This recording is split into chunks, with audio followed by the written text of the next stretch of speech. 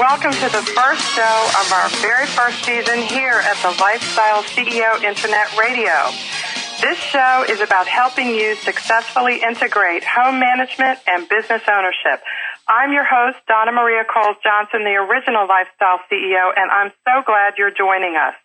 Our guests today are women who have started successful businesses, not solely for financial gain, but also to enjoy the benefits of entrepreneurship, independence, flexibility, and fun. We have 3 guests on the show today, and 2 are with me to kick things off right now. Kim Lutz Eisenhower of Lutz's Lather in Pennsylvania, and Julie Bro of Baby Bro in Colorado. Good afternoon, ladies. Good afternoon. I'm so excited to have you here. Now, we're just going to start off by letting everybody know that this is our very first show. If you missed the pilot show that we did a couple of weeks ago back in September, you can visit globaltalkradio.com and get a really good idea of the background for the Lifestyle CEO, who a Lifestyle CEO is, and what it means to be one. This afternoon, we're going to jump right in and talk to our guests. Both of these ladies are members of the Handmade Beauty Network, and they're also moms, and they are experts at creating the beauty products and pampering items that you need to help you enhance your life. Let's start with you, Kim. I want to know a little bit about how you got started. Most of our listeners basically have a real interest up front of finding out how it is that you got started and how this passion turned into a business for you. Can you tell us about that? Well, it started, I had a grandmother who made soap on the farm long ago, and when I graduated from college, I moved on the farm with her and started learning about making soap to find common ground to get to know her even better, and it just kind of exploded out of that. Worked kind of doing it in my kitchen for a long time, and then because I've had marketing jobs, worked in corporate America for a while, and September 11th happened, and I got downsized as for my marketing director position. And my husband and I talked about it, and it was the perfect time to jump into doing Lutz's Lather full time because that was my passion. And we cashed out my 401k that I had accumulated in my time in corporate America and used that to have a kiosk at a mall for our very first Christmas. And it was scary, but definitely worth the jump. And so you started how long after September 11th, Kim? September 11th, I started creating all my marketing materials, building my website. It was the following Christmas before we did the kiosk. So I spent almost a year developing my website, developing my brand, developing my marketing materials. And prior to that, were you making anything part-time and selling it, or was it all just preparation for a year? No, I had wholesale clients that I would make in my kitchen. My husband would have to eat cereal on certain nights because the kitchen was totally full. But we're going to talk about the family dynamic a little later on, too. But, yeah, I had some wholesale customers who kind of gave me the confidence to get further and further and further closer to my dream. So you are a real-life example of what all the papers and magazines talk about in terms of September 11th causing us to kind of turn a little bit inward to look for what we really want out of life. Is that right? It really did. That was quite a week, actually, because Monday, Grammy Lutz, who is my inspiration, passed away that Monday. Tuesday was September 11th, and Saturday, Scott and I got married. So that week was quite a traumatic week for me, and it was definitely a major turning point in my life.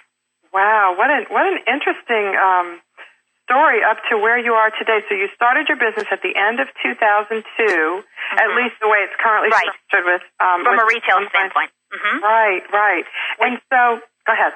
We did the kiosk at the mall for like November and December, got our feet wet, and then another couple who had a kiosk selling candle-type products across from us mentioned a location here in our local area that it's an upscale farmer's market.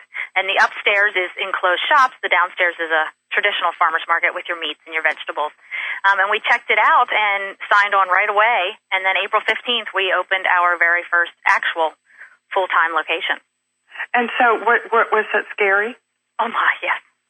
because we did. I mean, all I had was my 401k, so I had a little over $3,000 to do everything I needed for all this store. So I personally made every single shelf that I have in my store, stained them myself, sanded them myself, built everything, and penny pinched everywhere that I could so that I could afford to do as much as possible to look as professional as I could. Go ahead. Because I just didn't want the store to look, being that I'm in it's not a totally upscale area, but it's a more affluent area, especially my neighboring shops. They have a very high ticket point. So I had to appear to be as professional as possible. And the biggest compliment I get is people ask me, is this a franchise? Oh, yes. Well, I've been to your store before, so I know firsthand that it is such a unique offering, and it's surrounded by other unique offerings. You can't just go to the shopping mall and get what you have. Right. And that's what makes it's one of the things that makes it so special. The other thing is the blood, sweat, and tears that went into it in terms of all the work that you're describing. I would imagine that one of the things, when I talk to women, and probably you do too, when they talk about starting a business, it's like, where do I start and how do I get the money? And what you're describing is the fact that you don't really need $1 billion to start your own business. Nope, we did it very economically. The hardest thing is finding a place with affordable rent. You need a place that, because a lot of the strip malls, I mean, you're looking at huge, huge rents. The key is find a place with reasonable rent. You can always build from there. You can always move up. You can always move around, but you need somewhere to start. Wow, and you also sell your products online too. We do, yeah. Well, we're gonna bombard you with questions. Believe it or not, I already have an email question. Oh, wow. I sure do. We're going to get to those later in the hour, though. So I want to tell that email person to hold on. I think a lot of times, since a lot of our listeners are moms, they're screaming babies in the background. I'm surprised you don't hear Maddie right now. Right, yeah, I know. We're going to get to your little Maddie there, too, your little baby. We try to encourage people to email so that they can get the information, even if they can't call in for whatever reason. Julie, there in Colorado, thanks for joining us. Well, thank you for having me. And your business is Baby Bro. I'm going to spell that for everyone, Breaux, which is also your last name, right? Yes. Okay, well, we'd love to hear a little bit about how you got started, too. Yeah, mine is quite different. I had a baby, a little boy, and I was using, bath time as a nightly ritual to get him to go to bed. And I was looking for something, more special, something more pampering, and, it was more of like a bonding time. And I went to a seminar on how to make natural lotions. And I came home and just started experimenting and making my own lotions for him. And I just decided to make it a baby line. So after a year of experimenting with different types of lotions and all that, I came up with my line. And a friend of mine, she has children too. And we just talked about it, and we decided to launch Baby Bro. Okay, great. So you have a partner. I do. And your products are mainly about pampering babies. Is that right? Yes. It's a spa-inspired natural baby care line. We wanted a natural alternative to the commercial products, and we wanted to focus more on the experience of pampering rather than just basic baby care. So they're really, we use shea butter, kokum butter, and aloe butter, all kinds of, more lush ingredients. And so it's more of an experience than just... Now, Julie, does your Baby Bro experience correspond in terms of time with your pregnancy experience? I'm sorry, I don't understand. Starting Baby Bro, did that correspond pretty closely to becoming pregnant and starting a family? Oh, it did. I started...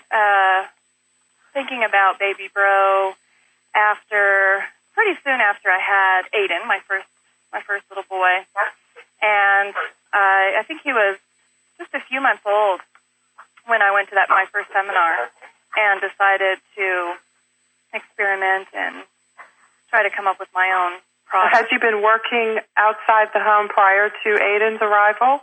I had recently been laid off. I was working at S&P. I'd worked in the financial industry for over 10 years, and I was at Standard & Poor's, and they moved my department to New York, and I had talked to my husband, and we decided to start a family. Wow. And that I would stay home. So. Wow. Yeah. Well, that is so great. Both of you have different stories. We're going to take a little bit of a break, and we're going to come right back in just a few minutes with our guests, Julie Bro and Kim Lutz Eisenhower. Thanks for joining us on the Lifestyle CEO Show.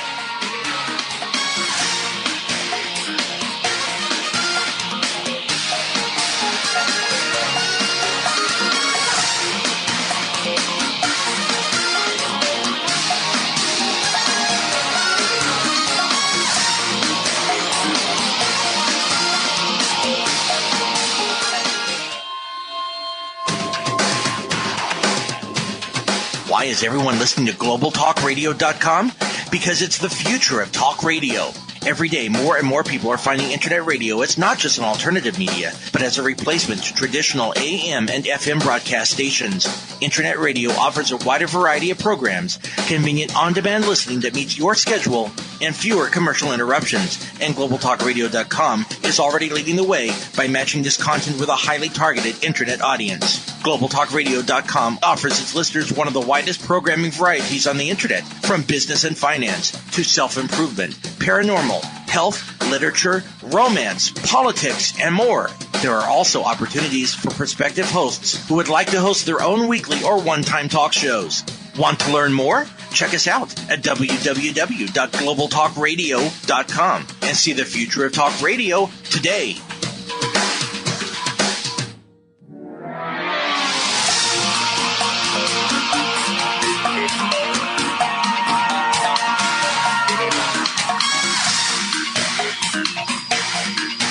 Welcome back, everyone. This is Donna Maria, the original Lifestyle CEO, and you're listening to the Lifestyle CEO Show.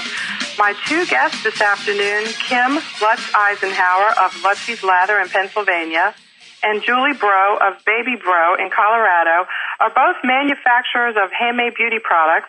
They're also members of the Handmade Beauty Network, so you can find them and other HBN members with some great pampering products for yourself at our website at handmadebeauty.com. Ladies, before we had to go to break, we were talking a little bit about how the employment arena and the layoff experiences that you had led to your businesses. I want to hear a little bit more about that. Julie, can you tell me just a little more about it? Yes.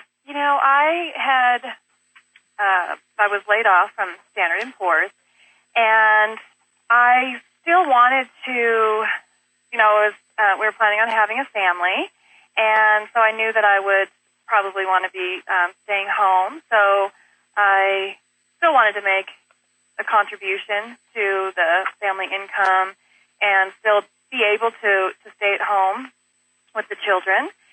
So, starting a business is just a wonderful chance to do that. And I had a friend of mine that I've known for years, and we had talked prior to that about, wanting to start a business together.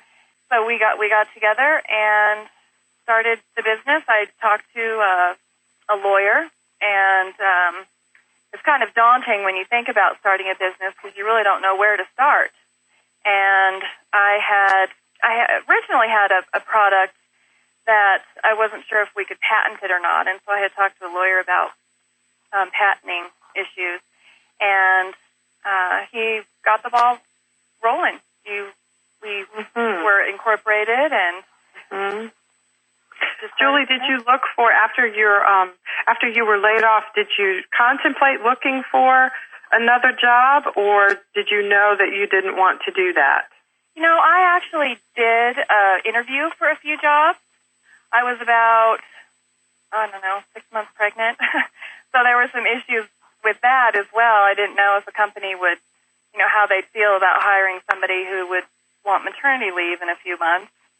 So I did interview with a couple of companies, and then just decided to take the leap into a home-based business. Mm-hmm.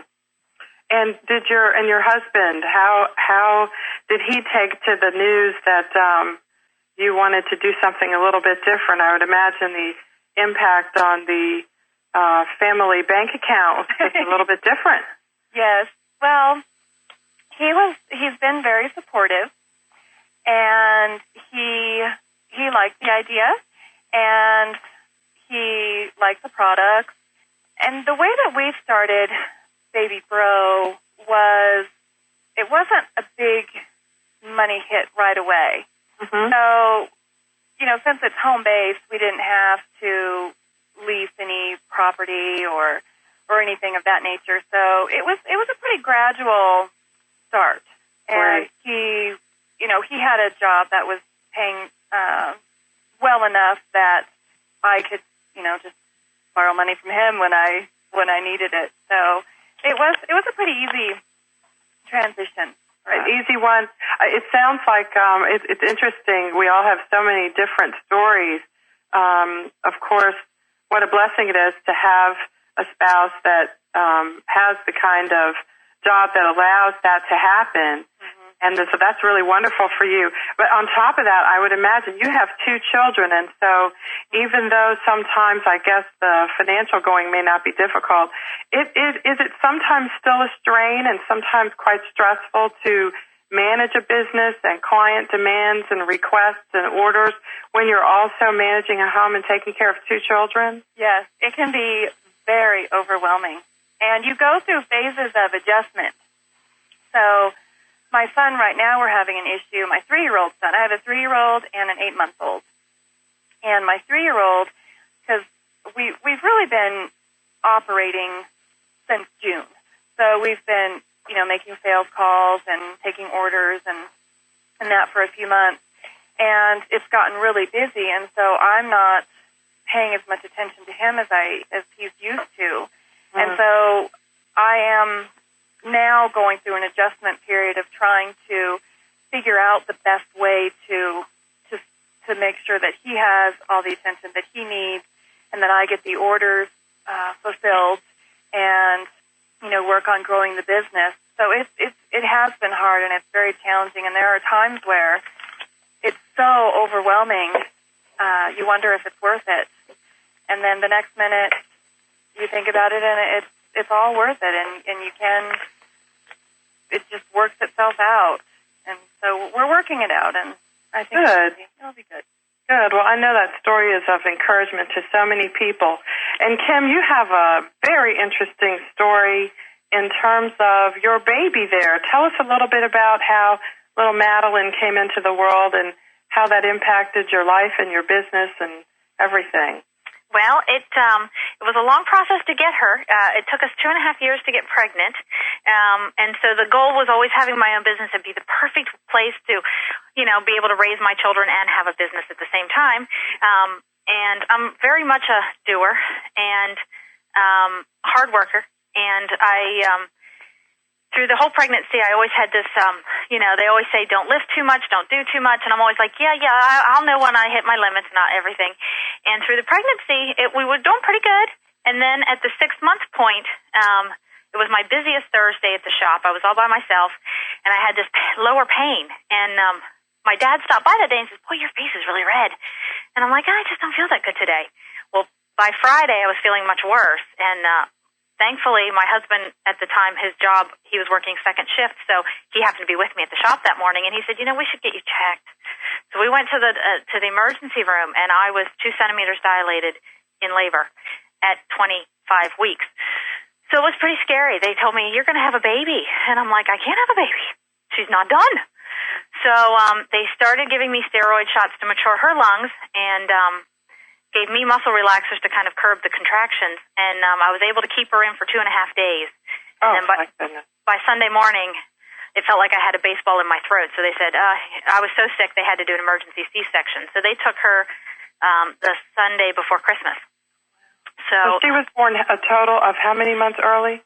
She was 3 months early. She weighed 1 pound 15 ounces. Oh my goodness! So she was itty bitty. And today? Today she is 13 13 pounds, 9 ounces. And she's doing well, helping you run the store there? Yes. She's my little angel. She's just amazing. She spent 80 days in the hospital. And that was probably the hardest time. Well, it's all a challenge. I mean, trying to run the store, doing wholesale, doing web sales, taking care of Maddie, keeping my marriage going.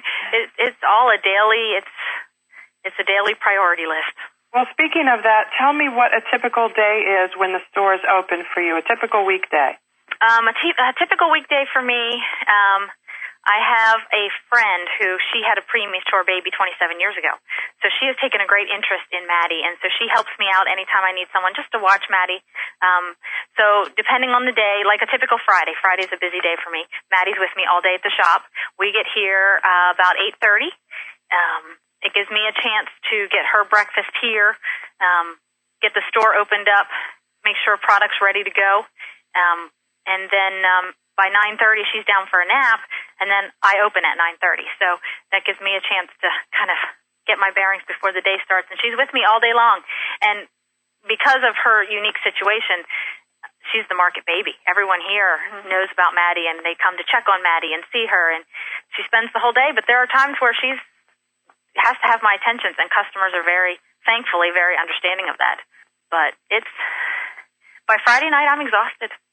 Well, your story makes me think about how many things I read in the newspaper and unsolicited email messages I get that say things like, if you're a mom, you can work from home, earn $5,000 a month in that your makes me laugh. And I just laugh because I know my personal experience is when I worked at a 9-to-5 traditional job, I worked really hard and I worked really long hours.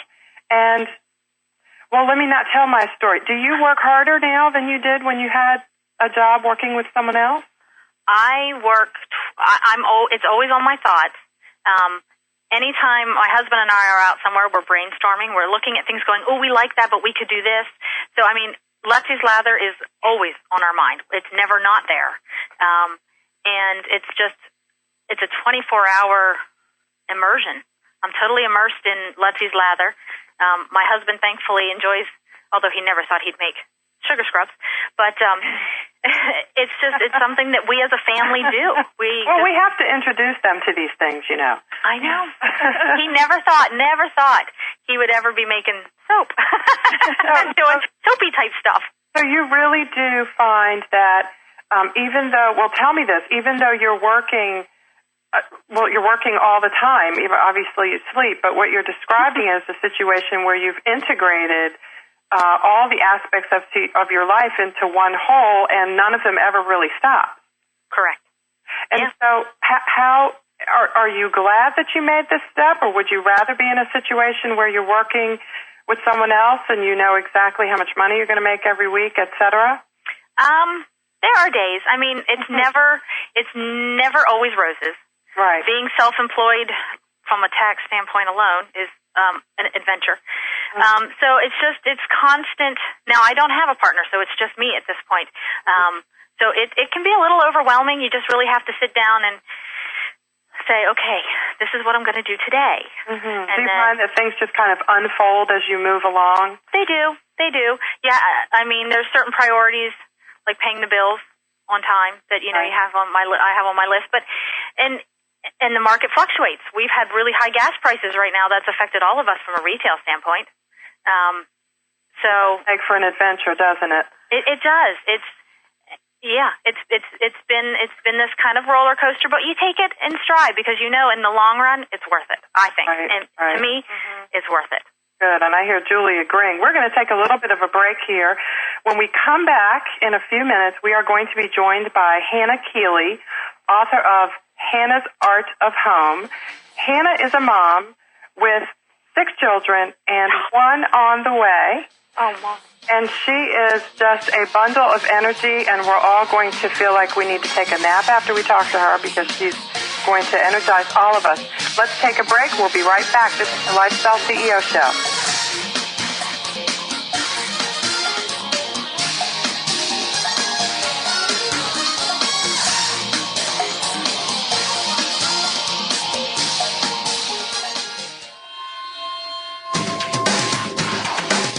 Want to stay on top of what's new in the radio industry? Sign up for a free subscription to the Future of Talk Radio, available exclusively to listeners of globaltalkradio.com, and find out what's new in the world of online radio. Listeners can find out about new shows and special guests. People with something special to offer can find out how to become a guest and how to prepare for an interview. And prospective hosts will find a valuable resource for everything from planning the new program to selecting topics and guests, recouping expenses by selling advertising, and more. Sign up today for your free subscription to the Future of Talk Radio by visiting www.globaltalkradio.com and learn about the future of talk radio today.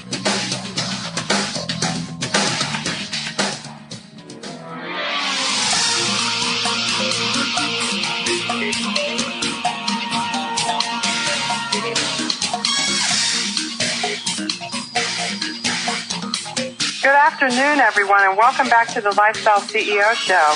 We have three fabulous guests this afternoon joining me.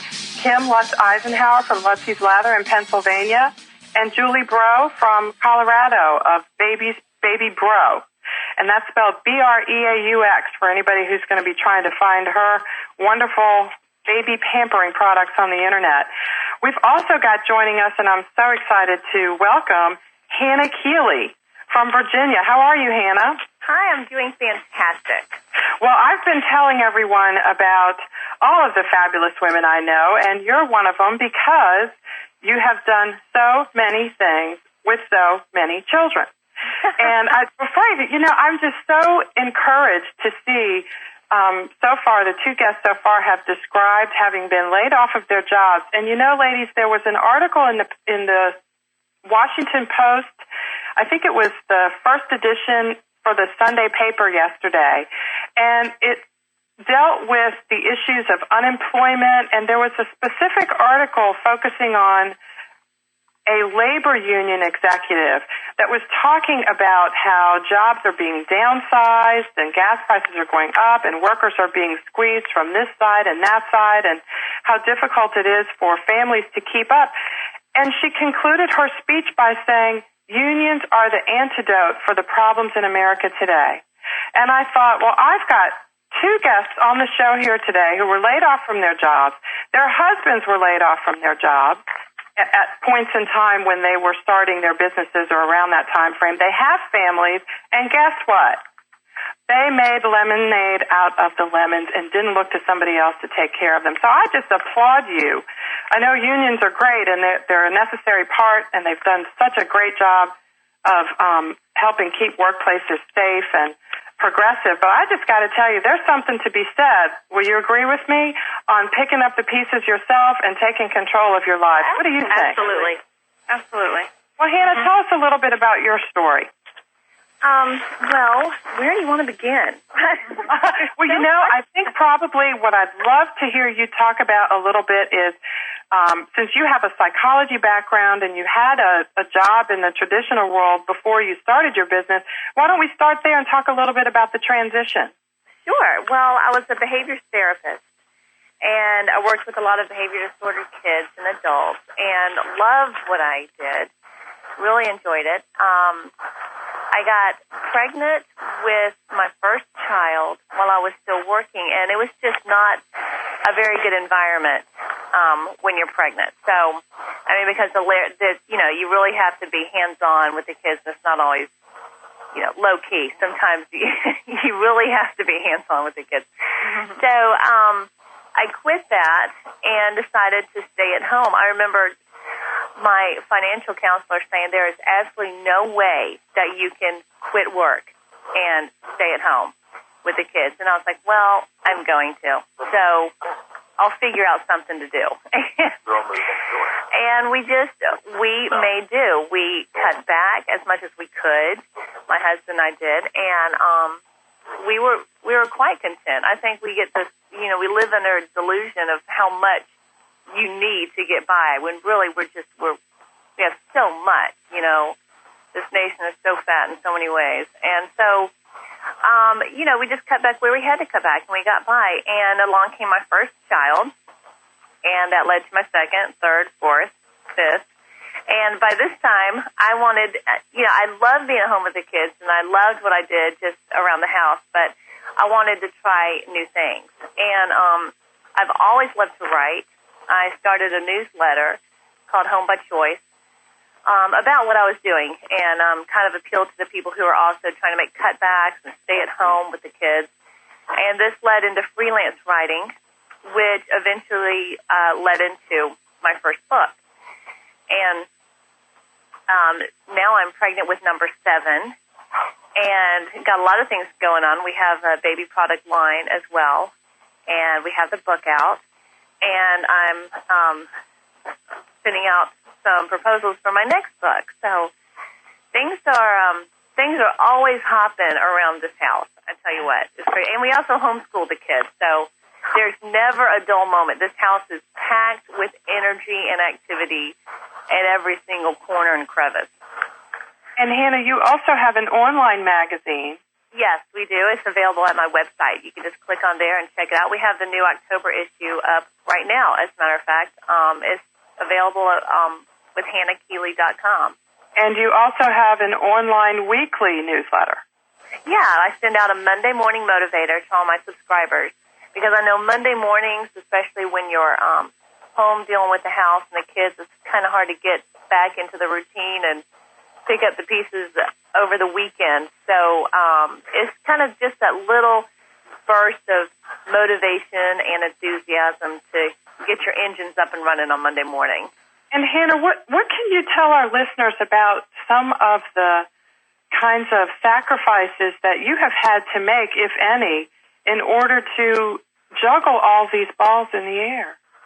Well, I tell you, it's kind of hard to, I guess you'd have to define sacrifice, really, because I just figure what is the most important thing in my life right now. And I go after that, and everything falls into place. I go and list the priorities. My husband and my kids are definitely first there.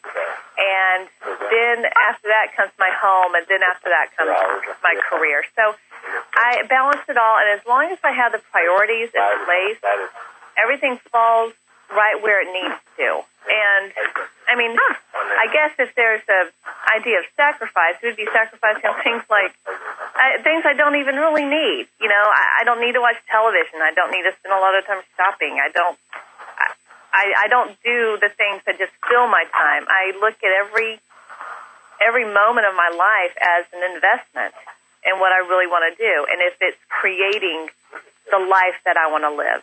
Mm-hmm. And, you know, if I look at an hour, you know, if I'm just going to sit around and watch mindless television, that's not really going to enhance my life and create the destiny that I want. So, and that's just kind of how I live. I'm very time aware, very time conscious, and I want to spend it wisely.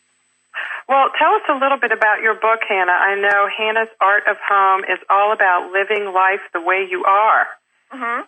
And that's an exciting concept, I think, especially today in our society where so many women feel pressure from so many places to be so many different things. I know. We have to have a job, and we have to have a business, and we have to be a mom, and we have to be a wife. And you have to do it all this way. And I'd love to hear more about how you're able to encourage women to do it just the way you are, whatever it is that you want to do. Well, I tell you, Donna Maria, I just, looking around at some of the home management books, because when I first got into this whole domestic engineering thing, I didn't know what I was doing. My mom spoiled me rotten. I didn't know how to wash a load of clothes when I went off to college. I bought fabric softener and threw it in the wash cycle. I didn't know what I was doing. So this whole idea of managing a home and a family was mind-boggling to me. So I would read all these books on home management and entertaining and housekeeping, and it just seemed like everyone said, well, this is the way you do it. And I had the personality where I just could not fit myself into a certain mold. Mm-hmm. And pulling from my background in psychology, I wrote this book approaching home management from your personality. So I divided it up into 4 different personalities, where usually, you know, you may be a combination of a couple, or you may just fit, you know, right down the line. I am a creative spirit all the way down the line. and then go from there and manage to declutter and organize and clean and decorate according to how your personality works. Mm-hmm. And so it fits everybody. Everyone can pull something useful, something they can incorporate in their life. Well, how encouraging to know that it doesn't have to be one way. No, absolutely not. And so many interviews, the person will say, well, how do you do this? I'm like, okay, personally, if it's cleaning a closet, you may not want to see my closet because sometimes I just shut the door and walk away. And that's okay. That's okay. My mom would have a panic attack. But we're all different. Thank goodness, there's such a wide variety. Mm-hmm. But yet, in a family, we're all different, but we have to live under the same roof. So how can we manage a home and a family in a way that will nurture everyone? Right, and fit into a lifestyle that we can create for ourselves. That's such a great message, and the questionnaire on your website about what kind of personality do you have and how that can incorporate into your home is really useful. So I invite people to go and check out Hannah Keeley, KEELEY.com. Take that personality test and enjoy that online magazine. We're going to take a little bit of a break, and we're going to come back and take some questions from our listeners. This is the Lifestyle CEO. Thanks for joining us. We'll be right back.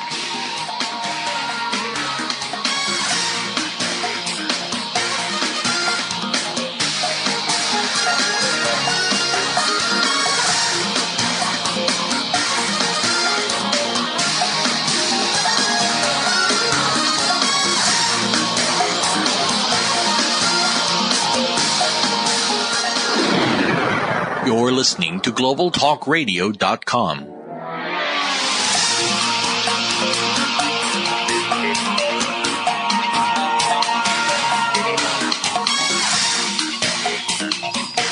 Good afternoon, and welcome back to the Lifestyle CEO Show. I'm your host, Donna Maria Coles Johnson, and we're talking to, who else? Lifestyle CEOs on our show today. We've got Kim Lutz-Eisenhower of Lutz's Lather in Pennsylvania, Julie Bro of Baby Bro in Colorado, and joining us at the bottom of the hour a little bit ago is Hannah Keeley from HannahKeeley.com in Virginia. Welcome back, ladies. We have got some questions from some people that are listening to the show but don't want to call in. And that's okay, though, because we use technology as the best we can, and one of the ways is email, so thank God for it. I'm going to throw the first question to Kim because it's so basic and simple, and I love it in its simplicity. Kim, how do you get customers?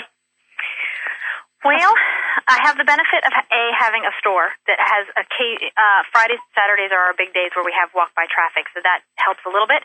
And here in our location, I put samples in our bathroom. That really helps as well, bring people over.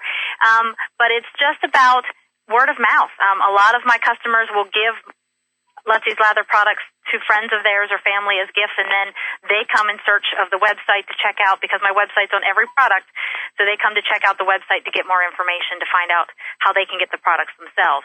But the hardest part is the repeat customer, not necessarily the first customer. You just got to keep your customers happy and giving them that good product that appreciate and enjoy, and they'll keep coming back. They'll keep them coming back because the statistics show that it costs so much more money to obtain a new customer than it does to keep an existing one.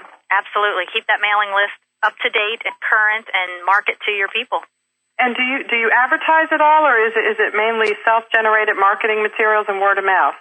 My first year, I did advertising through local magazines. I've done billboards, which in my area is the best form of advertising, but a little more expensive. So this year, I took a different approach, and I'm doing direct mail to all of my customers and those who register on my website.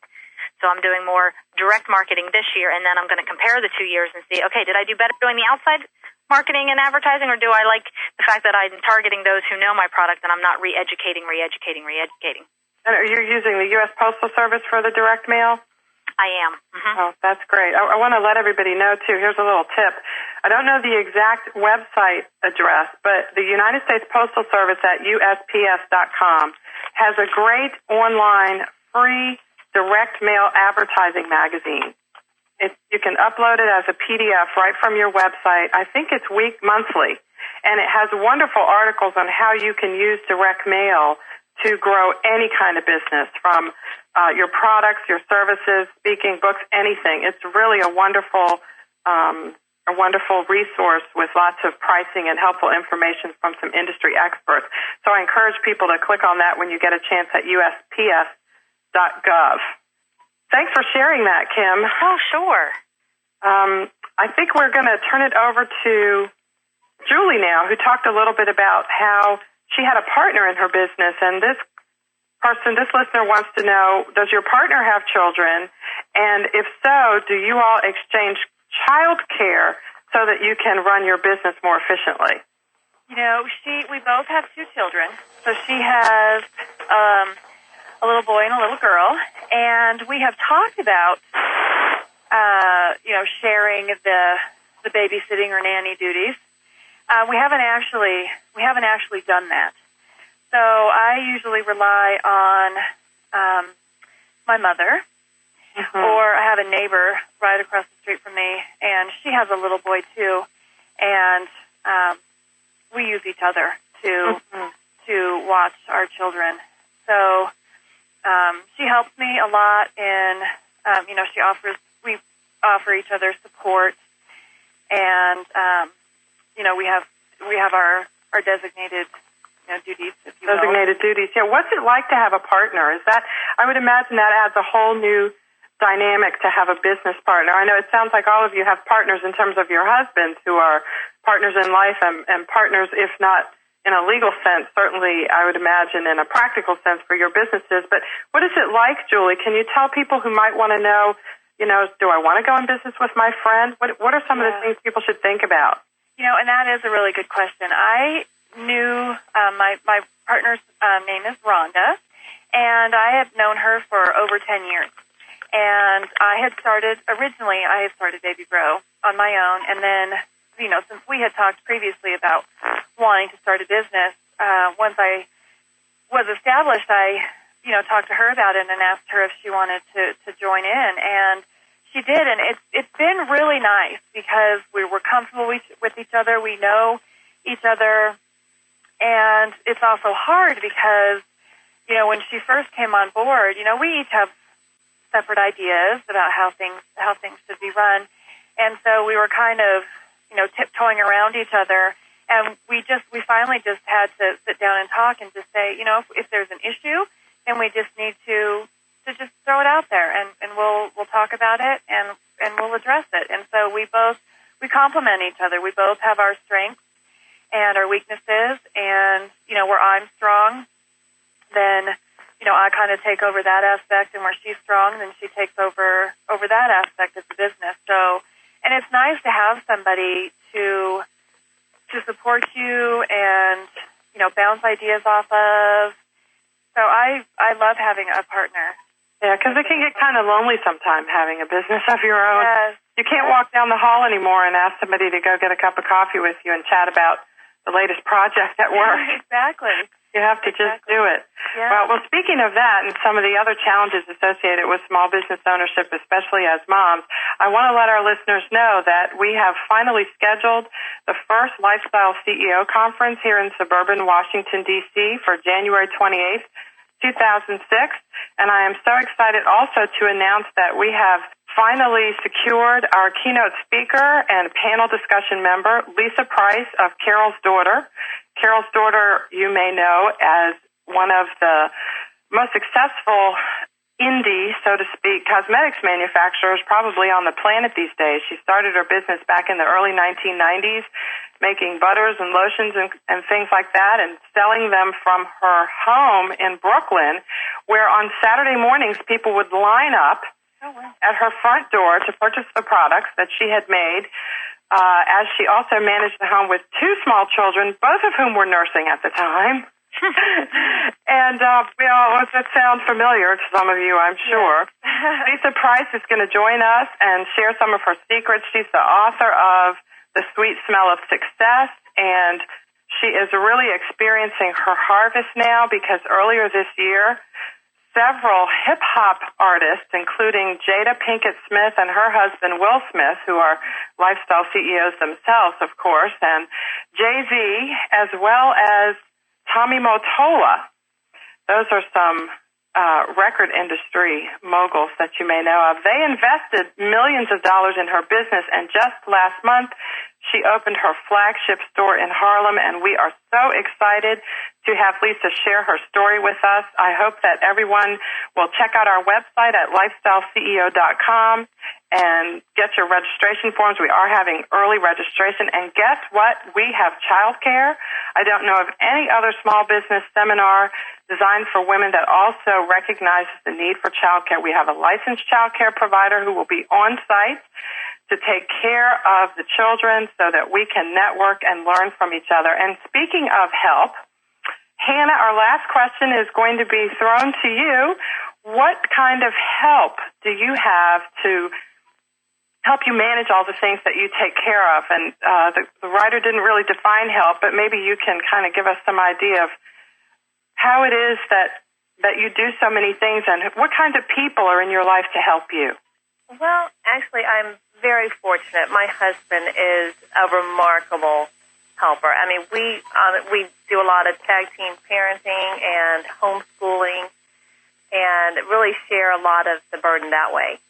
And we kind of go by the old farmhand philosophy, where you just keep on having kids and put them to work. Mm-hmm. So the older ones are a great help as well, and we all share the responsibility around the house. How old are your children, Hannah?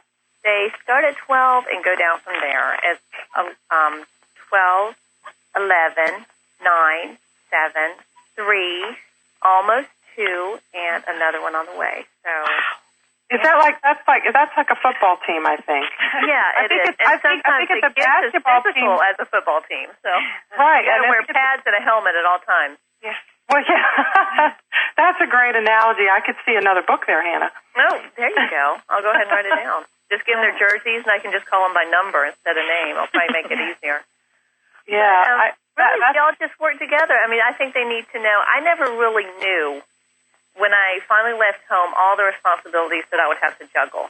And I think it's good for them to have to know early on how you do laundry, how you prepare meals, just the little domestic things that so often we moms think it is our job to do everything for our kids until they leave our house. And that's not helping them any, and it's definitely not helping us. So, well, and isn't it amazing to discover how they can do so many things than we think they might be able to do? At early ages, they can do so many things. I think it gets down to our standards because, yes, I can mop a floor much better than my 10-year-old, but my 10-year-old has got to learn how. So we kind of have to regulate our standards and lighten up a little bit if we're going to teach them all the requirements that go along with managing a home. And plus, you get to show them how to operate a business too, and what a great addition and blessing that must be. Right. It's wonderful, and they also learn the correct priority of a business. And I love your analogy, too, of the farmhand kind of philosophy. I was just chatting with my brother just yesterday, and our grandparents have, like 13 and 15 brothers and sisters. And, in those days, that was what happened. Everybody joined in, and sure, somebody may have had, jobs here and jobs there if they could get them at the time. But for the most part, they were joining forces together as a family to generate the kind of, for them back then at the turn of the century, especially being African Americans, it was basically just, how we can eat. Right.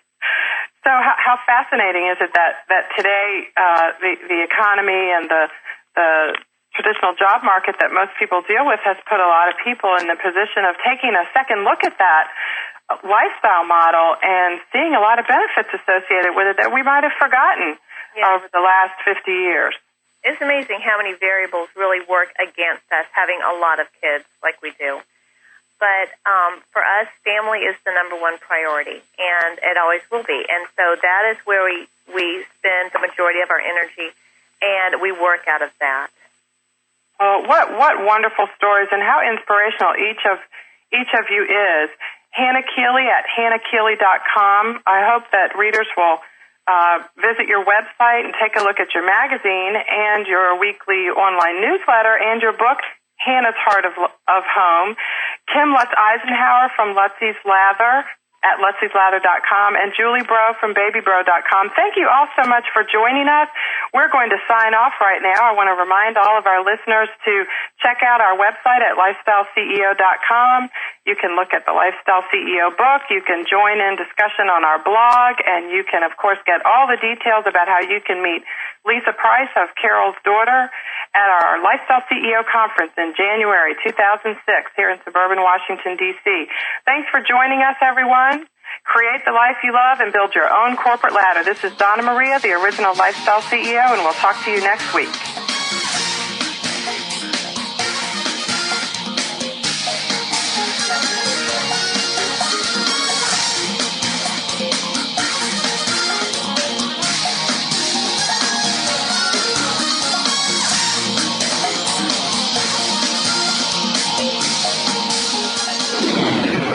You're listening to GlobalTalkRadio.com. You're listening to GlobalTalkRadio.com. You're listening to GlobalTalkRadio.com. You're listening to GlobalTalkRadio.com. You're listening to GlobalTalkRadio.com. You're listening to GlobalTalkRadio.com.